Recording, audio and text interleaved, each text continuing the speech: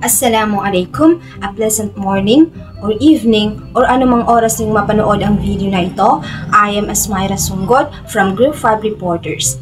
And now, I will lead you to our pakulo before we start reporting.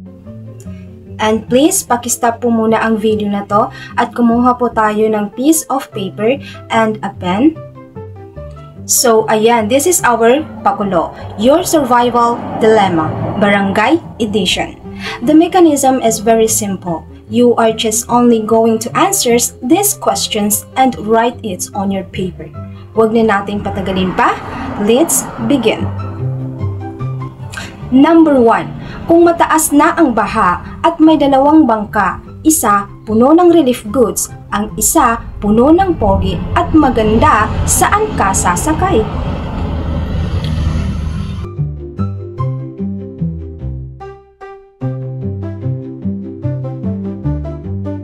Number 2. Kapag nag-distribute na ng relief goods, ano ang mas mabigat?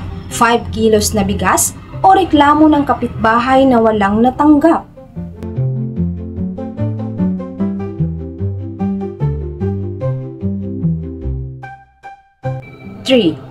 Kung social worker ka at may mission sa evacuation center, alin ang mas uunahin? Magdala ng pagkain o magdala ng wifi?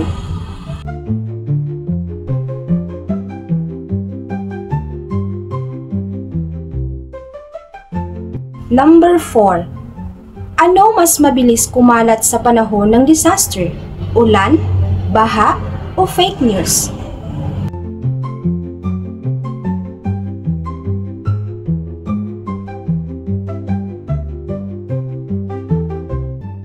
Kung social worker ka, mas challenging ba magdala ng relief goods o magdala ng pasensya?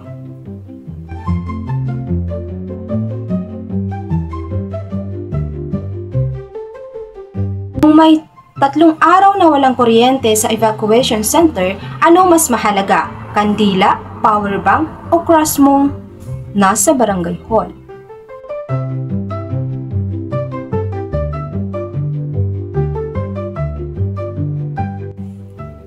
Next, kapag nagpa-evacuate ka ng tao at sabi nila, ayaw ko, bantay bahay ako, anong mas safe?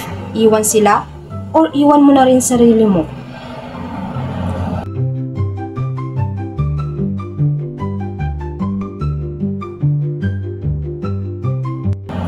Next, kung social worker ka, anong mas nakakapagod?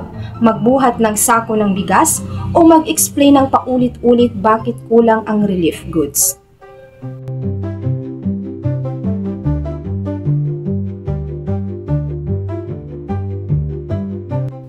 That's all for our pakulo. Thank you for participating and please watch the discussion of the reporters. Yan lang po. Shukran, assalam.